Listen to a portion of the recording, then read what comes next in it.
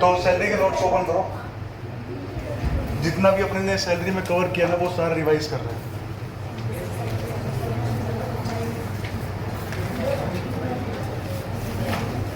Starting से page number 2 पे salary का चार्जिंग सेक्शन कौन सा था? Section number 15। सेक्शन 15 में क्या कहा गया है कि भाई एक एम्प्लॉयर होगा, एक एम्प्लॉय होगा। एम्प्लॉयर जो भी पेमेंट एम्प्लॉय को करेगा वो कौन से हेड में टैक्सेबल होगी? सैलरी में। फिर हमने यहाँ पे एक पॉइंट और देखा था कि भाई मैं कहीं पे पार्ट टाइम काम कर रहा हूँ या फिर फुल टाइम, दोनों ही इनकम किस में आएगी? सैलरी में। फिर हमने इसकी कुछ एक्सेप्शंस भी देखी थी। जैसे इसमें पहला एग्जांपल है कि कियारा अगर काम कर रही है करण जौहर के साथ में, अगर उसको पेमेंट मिलेगी पर मंथ या मंथली बेसिस पे, तो वो इनकम कौन से हेड में आएगी? इनकम फ्रॉम सैलरी में। लेकिन अगर एक कॉन्ट्रैक्ट चेंज हो जाता है कि उसकी पेमेंट किस तरीके से जाएगी कि जो भी फिल्म रिलीज हुई उसके कलेक्शन के कुछ परसेंटेज के बेसिस पे, तो वो इनकम कौन से हेड में आएगी? पीजीबीपी में या फिर इनकम फ्रॉम अदर सोर्स में, वो हम बाद में देखेंगे। लेकिन वो चीज़ सैलरी में नहीं आएगी। सैलरी में कौन सी इनकम आएगी?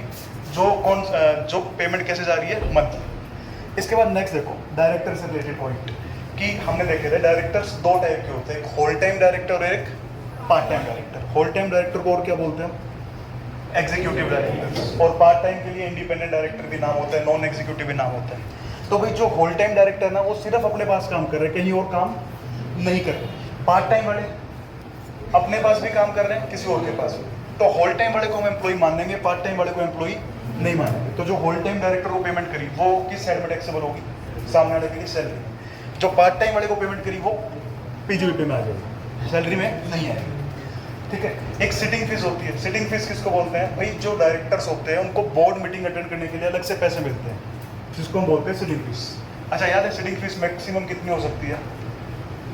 1 लाख। सिटिंग फीस मैक्सिमम कितनी हो सकती है? 1 लाख। अब मैंने सिटिंग फीस की पेमेंट करी डायरेक्टर्स को, क्या वो सैलरी में आएगी? वो चीज़ सैलरी में नहीं आएगी, वो सैलरी से अलग पेमेंट है, वो किस में आ जाएगी? पीजीबी। उसके बाद हमने देखा कि पार्टनरशिप फर्म है, वो भी तो अपने पार्टनर्स को सैलरी, कमीशन, बोनस इन सब की पेमेंट कर सकती है। लेकिन क्या वो चीज़ सैलरी में आएगी? वो सैलरी के अंदर नहीं आएगी। रीज़न?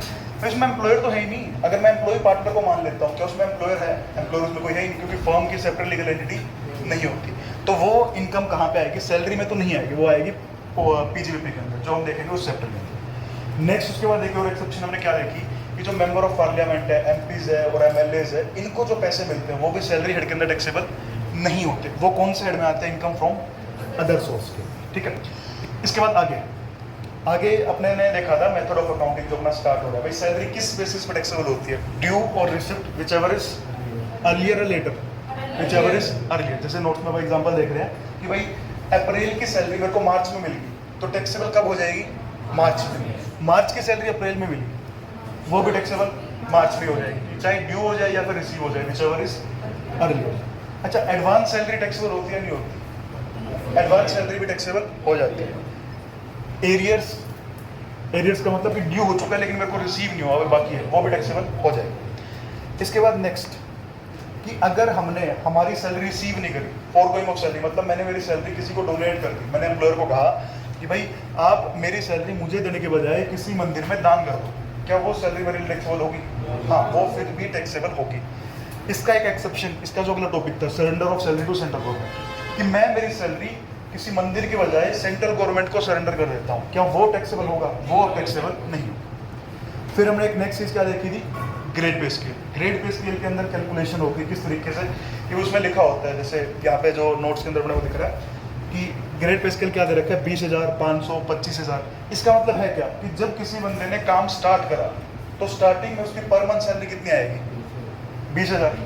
1 साल पूरा होने के बाद में इंक्रीमेंट कितने का मिलेगा? 500 का। कब तक? जब तक 25,000 ना हो जाए। फिर इंक्रीमेंट कितने का मिलेगा? 1,000 का। कब तक? 40,000 का। क्या 40,000 के बाद में इंक्रीमेंट मिलेगा? नहीं मिलेगा। टिल रिटायरमेंट कितनी रहेगी? 40,000 पर मंथ। अब एक चीज़ और देखो, जो ये 20 से 20,500 होगा, ये एग्जैक्ट 12 मंथ्स के बाद होगा या फिर 1 अप्रैल को? एग्जैक्ट 12 मंथ्स के बाद। ठीक है। नेक्स्ट जो अपना टॉपिक आता है टैक्स फ्री सैलरी। इसमें क्या देखा था हमने कि एम्प्लॉयर की सैलरी, एम्प्लॉय की सैलरी पे टैक्स पे करने की रिस्पॉन्सिबिलिटी है किसकी? एम्प्लॉय की। लेकिन वो टैक्स अगर एम्प्लॉयर ने पे कर दिया, मतलब किसको फायदा मिल रहा है? एम्प्लॉय को, तो वो टैक्स हम एम्प्लॉय की सैलरी में क्या कर देंगे? ऐड। जैसे एग्जांपल इसमें लिखा भी होगा कि 5 लाख की सैलरी है, 10,000 का टैक्स बनता है। अगर एम्प्लॉय ने पे कर दिया कोई दिक्कत नहीं, एम्प्लॉयर ने पे कर दिया तो हम 10,000 उसकी सैलरी में क्या कर देंगे, ऐड। उसकी टोटल सैलरी कितनी हो जाएगी, 5,10,000। इसकी एक एक्सेप्शन देखी थी हमने, जो इतना डिटेल में नहीं देखा, जो टीडीएस वाले चैप्टर में आएगा। अभी हमने सिर्फ ये देखा था कि अगर नॉन मॉनिटरी परक्विजिट का टैक्स है वो एम्प्लॉयर ने पे कर दिया तो उसको हम एम्प्लॉय की सैलरी में ऐड नहीं करेंगे, ठीक है।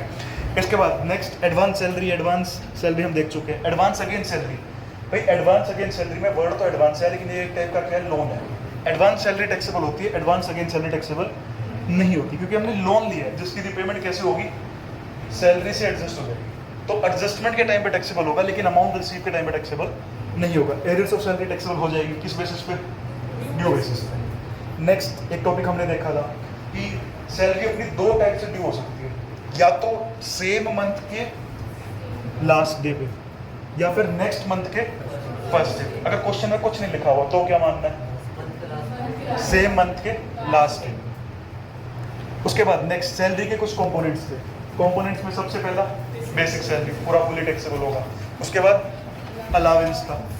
अलावेंस में सामने वाला अपने को पर्पस बताता है, लेकिन जरूरी नहीं कि हम उस पर्पस को पैसे खर्च करें। अलावेंस कितने टाइप के आते थे, 3, या तो फुल्ली टैक्सेबल या फुल्ली एग्जेम्प्ट या पार्टली टैक्सेबल पार्टली एग्जेम्प्ट। फिर नेक्स्ट है परक्विजिट। परक्विजिट मतलब मेरे को फैसिलिटी मिल रही है, दो टाइप के हो सकते हैं, एक monetary perquisite, non monetary. Monetary के अंदर क्या होता है, मैंने फैसिलिटी कहीं और से ली, एम्प्लॉयर ने मेरे को क्या आती है, रिइंबर्समेंट। नॉन मॉनिटरी परक्विजिट में मेरे को पैसे नहीं मिले, डायरेक्ट क्या मिली है, फैसिलिटी। उसके बाद नेक्स्ट क्या, profits in lieu of salary. ऐसी पेमेंट जो एग्जैक्ट सैलरी नहीं है, लेकिन फिर भी कौन सा हेड में टैक्सेबल हो जाती है, सैलरी। और लास्ट कौन सा है, रिटायरमेंट बेनिफिट। रिटायरमेंट बेनिफिट का मतलब ऐसी पेमेंट जो अपने को अभी नहीं मिल रही, ड्यूरिंग द जॉब नहीं मिल रही, कब मिलेगी, जॉब खत्म होने के बाद। नेक्स्ट है देखो computation of income from salary का फॉर्मेट। तो हम क्या करेंगे, सभी कंपोनेंट्स को ऐड कर देंगे, वो अपने पास क्या बन जाएगा, ग्रॉस सैलरी। फिर लेस करनी है अपने को डिडक्शन, जो सेक्शन 16 में गिवन है। टोटल डिडक्शन कितनी है, 3, स्टैंडर्ड डिडक्शन, प्रोफेशनल या फिर एम्प्लॉयमेंट टैक्स, और तीसरा एंटरटेनमेंट अलाउंस। तीनों लेस करने के बाद मेरे पास क्या आएगा, इनकम फ्रॉम सैलरी।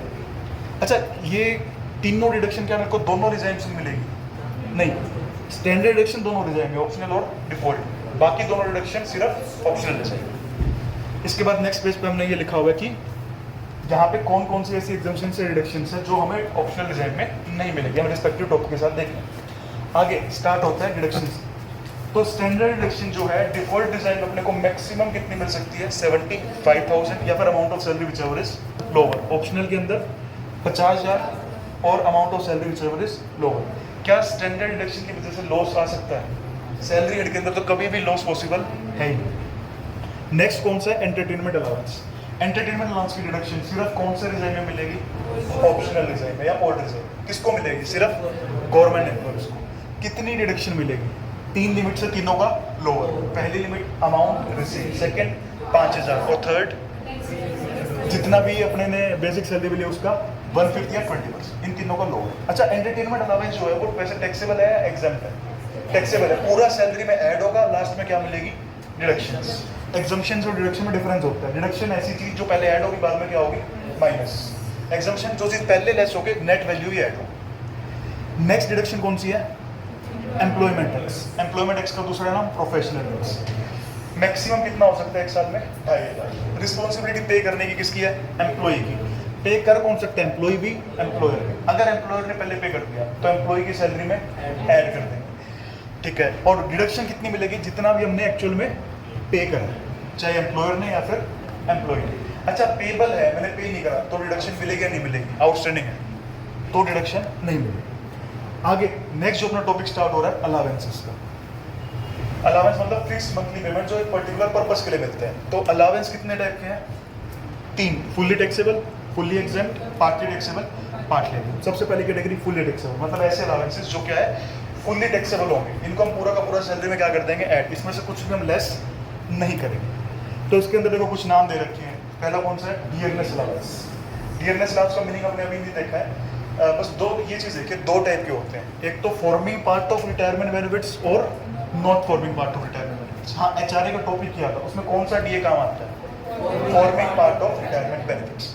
अच्छा, इन दोनों में से कौन से वाला डीए टैक्सेबल होता है, दोनों ही डीए पूरे टैक्सेबल होते हैं। अच्छा, जैसे टिफिन अलाउंस है, ओवर टाइम अलाउंस है, सिटी कंपेंसेटरी अलाउंस है, मेडिकल अलाउंस है, ये सारे अलाउंस क्या है, फुली टैक्सेबल। एक अलग से याद कर रखना कि भाई अगर ट्रांसपोर्ट अलाउंस मिल रहा है किसको, हेल्दी एम्प्लॉय को, मतलब जो ब्लाइंड, डीफ, डम, हैंडीकैप्ड है उसके अलावा किसी को मिल रहा है तो वो अलाउंस क्या हो जाएगा, फुली टैक्सेबल। नेक्स्ट देखो, नेक्स्ट अपने पास कौन सा है, पार्टली टैक्सेबल, पार्टली एग्जम्प्ट। इसकी पहली कैटेगरी कि जिसमें एग्जम्पशन कितनी मिलेगी, जितना हमने खर्च कर दिया ऑफिशियल पर्पस के लिए। इसकी हमने क्या एक न्यूमोनिक रखी हुई है, DTC HIU, D से डेली अलाउंस, T से ट्रैवलिंग, C से कन्वेंस, H से हेल्पर अलाउंस, A से एकेडमिक अलाउंस, U से यूनिफॉर्म। एकेडमिक का एक और नाम क्या था, रिसर्च।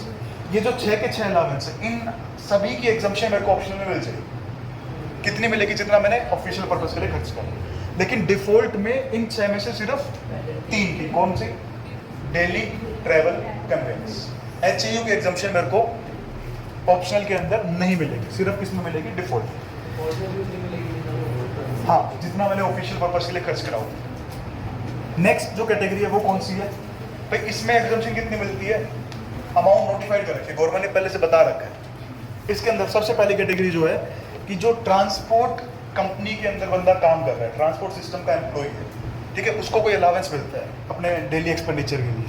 कंडीशन इसमें क्या है कि उसको डेली अलावेंस ना मिल रहा हो। अगर डेली अलाउंस मिल रहा होगा तो एग्जम्पशन नहीं मिलेगी। इसमें कौन से डिजाइन में एग्जम्पशन मिलेगी, सिर्फ ऑप्शनल में, डिफॉल्ट में नहीं मिलेगी। एग्जम्पशन है कितनी इसमें, 70% ऑफ सच अलावेंस और 10,000 per month, which ever is lower. Next tribal area allowance, कौन से डिजाइन में एग्जम्पशन मिलेगी, सिर्फ ऑप्शनल में। कितनी एग्जम्पशन मिलेगी, 200 पर मंथ। नेक्स्ट है अपना transport allowance to blind, deaf, dumb, handicapped employees. भाई देखो, हेल्दी एम्प्लॉइज को ट्रांसपोर्ट अलाउंस मिला, वो क्या हो जाएगा, fully taxable. Other than healthy को मिला तो एग्जम्पशन मिल जाएगी। कितनी मिलेगी, 3200 पर मंथ। आगे नेक्स्ट कौन सा है, अंडरग्राउंड अलाउंस। ऑप्शनल के अंदर 800 पर मंथ एग्जाम और डिफॉल्ट में फुली टैक्सेबल। चिल्ड्रन एजुकेशन और हॉस्टल एक्सपेंडिचर, ये दोनों अलाउंस डिफॉल्ट में तो फुली टैक्सेबल, ऑप्शनल में एग्जम्पशन मिल जाएगी। चिल्ड्रन एजुकेशन वाले में ₹100 पर मंथ पर चाइल्ड, मैक्सिमम कितने चिल्ड्रन के लिए, 2। ऐसे ही हॉस्टल में 100 की जगह कितना हो जाएगा, 300 पर मंथ पर child for maximum of 2 children. फिर हाउस रेंट अलाउंस जो हम थोड़ी देर बाद में देखेंगे। नेक्स्ट है फुल्ली एग्जम्प्ट अलाउंस, रेलेवेंट नहीं हमारे लिए। इसमें से हम फोर्थ वाला भी देख रहे हैं सिर्फ। फोर्थ वाला कौन सा है, allowances payable by government of India to citizen of India for services rendered outside India.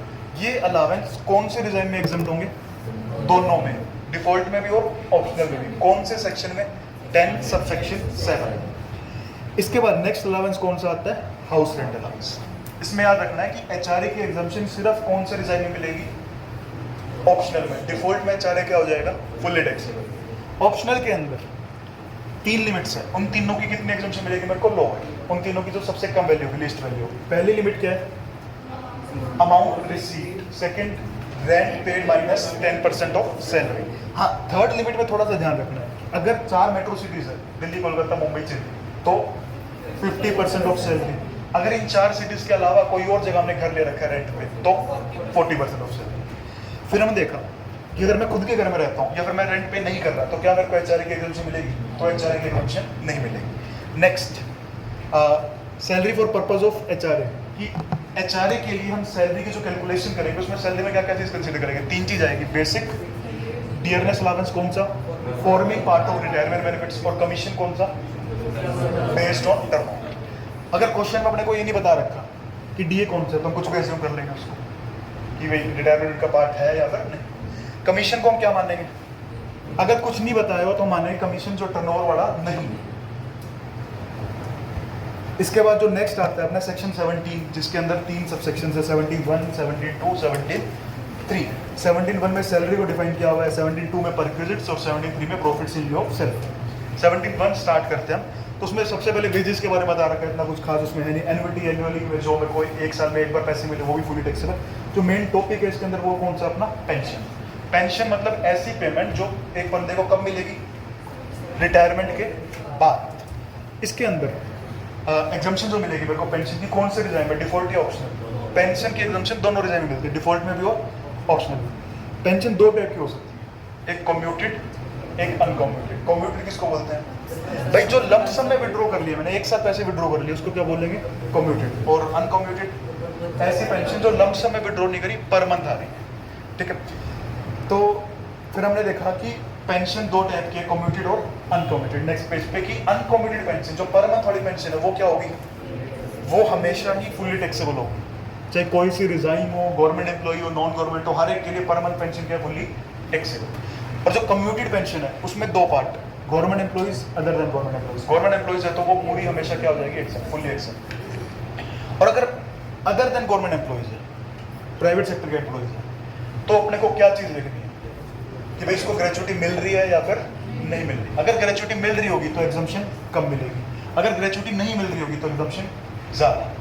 Gratuity की अमाउंट कितनी है, क्या ये काम आएगी इसमें, ये काम नहीं आएगा, बस ये फैक्ट काम आएगा ग्रेचुइटी मिल रही है या फिर नहीं मिल रही।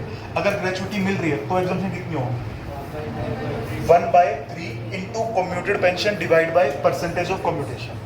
और अगर मेरे को ग्रेचुइटी नहीं मिल रही तो 1/2 into commuted pension divide by percentage of commutation. तो जो हमने यहाँ तक कवर किया था वो हमने रिवाइज कर लिया, अब आगे की हम रिवीजन करेंगे नेक्स्ट पार्ट में।